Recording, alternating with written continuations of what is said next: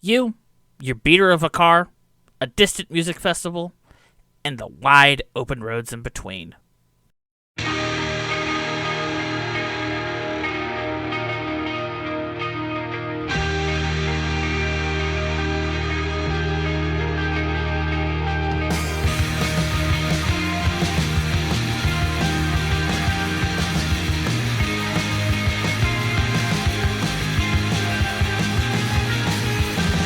After last week's video, I thought to myself, that was a lot. Let's ease back into the normal tempo of playing a bunch of a video game and then talking about it. This is the first time since before the holidays that games I want to play are coming out. We've got Avowed next week, the Steam Next Fest the week after that, and I think a new Yakuza game sandwiched in there. But anyways, I want to talk about a game that came out while I was getting the last video done. It's called Keep Driving, and it might be the first interesting new release of 2025 in my book. Keep Driving is and I'm not making this up, driving management RPG inspired by the Oregon Trail 2, FTL, Gloomhaven, and the developer's own life experiences. The developers themselves are the Swedish duo of YCJY Games. This initially didn't mean all that much until I realized that they were the guys that made Post Void. For those not in the know, Post Void was a first-person shooter that served as the inspiration for Mullet Mad Jack, which was one of the best games of 2024. It's also kind of a vibe shift from their other work, but that's for another time. Let's get to getting, and don't forget to like and subscribe and all that good stuff. Taking place in an unspecified summer in the early 2000s, Keep Driving starts with you registering yourself for your newly minted driver's license. After that, you get some mail from a friend about a music festival but you both wanted to go to for a long time. It takes place in a few weeks across the country, and you embark on a long, slow road trip to said festival and other vibes. While the setup is nice to have, there's not much in terms of actual narrative in Keep Driving.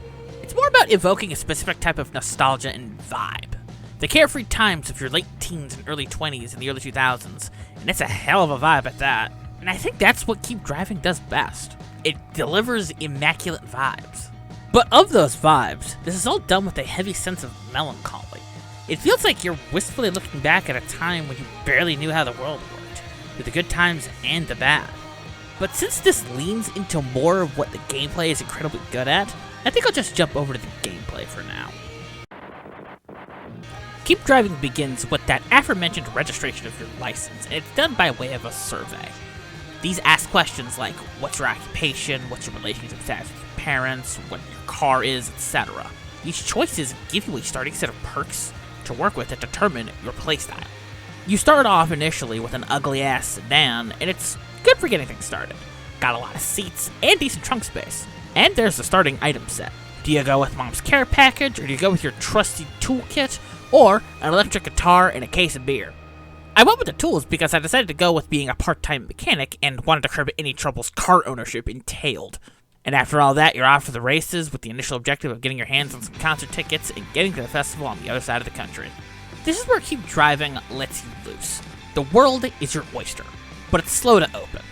While you can't beeline it to the festival, the game leaves a lot of narrative openings to go in completely different directions. Let's go over my initial run as a good example of this. Initially, I decided to play it by the rules. I kept on the road, kept the gas full, all that good driver stuff. And then I picked up this one dude looking for a ride to nowhere in particular. I give him a lift out of the kindness of my own heart, and then I found and brought along a little girl who got lost, but I kept her in the shotgun position at all times. Then I got into the first major city at the center of the map because it was along the way where the little girl's family lives, and that's also where you can buy concert tickets.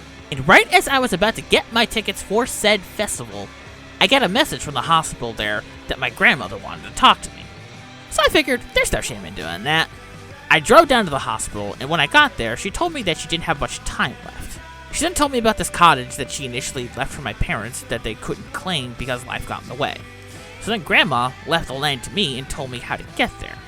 So I see that it's across the map and I go, I don't know if I can make it in time for the festival and help this little girl.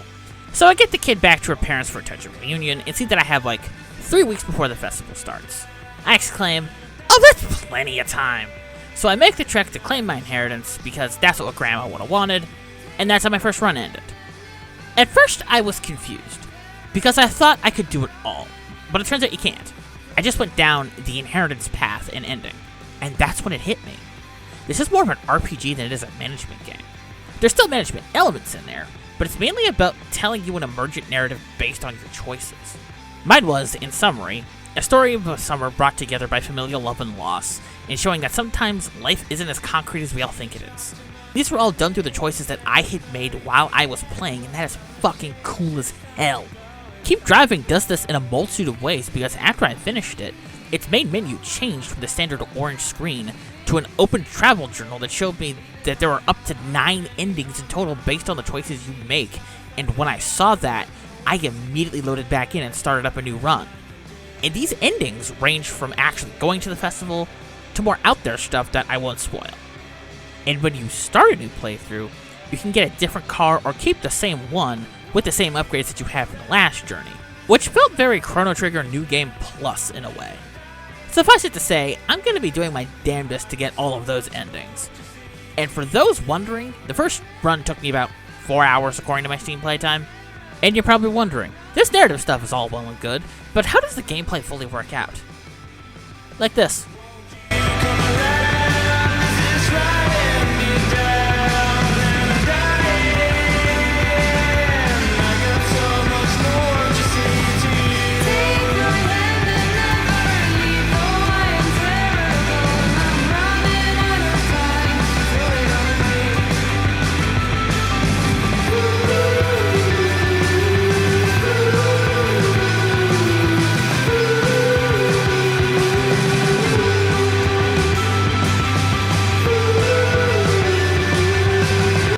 That montage right there shows off the most unique aspect of Keep Driving mechanically, which is the road encounters.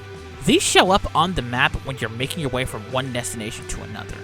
These can range from things like tractors and potholes in the road, to abandoned cars and car crashes, to stuff like sheep on the road, to birds that just won't get off the dang road. All of these do specific kinds of damage to you, like the damage types in an RPG. Some can burn your fuel, some burn your car's durability, some cost you energy and others money, etc. These all turn into specific battles to get rid of these threats and keep your resources as high as possible. This is best shown through your skills. You can use these to best eliminate the corresponding threat, but they cost either some of your resources or have limited uses per day, kind of like spell slots in D&D. And when you match things up perfectly, you can get yourself a second turn and eliminate the remaining threats. Some of these encounters start small, but as time goes on, they can start to stack up really fast. And this also goes for the skills you can get. There are 3 categories of skills: general skills that cover all situations, driving skills that make your battles go faster, and social skills that let you interact with hitchhikers. Which brings me to another system that plays into this: the hitchhikers themselves. These are random characters that you can pick up that can also be leveled up and have skills that can contribute to road events as well. This kind of makes them feel like secondary party members because they have their own personalities and will sometimes even clash with each other. These all add up to make for a system that is super cool to see develop and unfold as the runs go on. It's an incredibly engaging way of managing your resources that does a good job of telling the story through the gameplay. There were actually times where I ran out of everything and had to call my parents to bail me out because I had no energy, no gas, I couldn't afford a tow truck, and my crappy sedan broke down because I ran out of durability. You also have to manage status effects like hunger and sleep, making sure you don't run out of gas, and keeping your money up by taking odd jobs when you can. It's all incredibly cool stuff. But you know what else is awesome? The audio and the visuals. Keep Driving is an audio-visual treat. With a wide variety of pixel art on the landscapes and the backgrounds, the cars and the areas you go to, it's all very nice to look at. But the music, though. It's all sourced from actual bands, and you can find more music from CDs that other characters give you on your journey. They make for the perfect driving music, and I've caught myself listening to them out of game as well. So, well played on that front. The sound of Swirl by Westkust kicking in when you start your road trip is probably the best introduction to a story I've seen in a while. And just seeing the vistas of either the Ghibli-esque hills in the countryside or the city skyline at night has me going, God damn, this looks sick. Keep Driving has to be the first real standout of 2025. Between the RPG and management systems coming together super well, to the emergent stories popping out of those, and just being a nice game to chill out to, it's got my seal of approval. if you want to see where the open roads take you, I can think of no worse trips to take than this one. Alright, I'm gonna be real with y'all on two things. One, the sedan in this game is the kind of 1992 Volvo-looking ass sedan that I've always kind of wanted to drive but couldn't. And two, after the Super Bowl, my trifecta of great haters has to be comprised of Kendrick, Samoa Joe, and Eobard. Why? Because the other two are just goated haters. Like, there's no dispute for me on that shit. But Mr. Lamar being added in now is because, I apologize, I was not familiar with this game. He fucking earned that shit. Fucking Ethan Aubrey on Sunday, and the Eagles had a blowout. I'm a happy man. Wait, what do you mean we're still recording?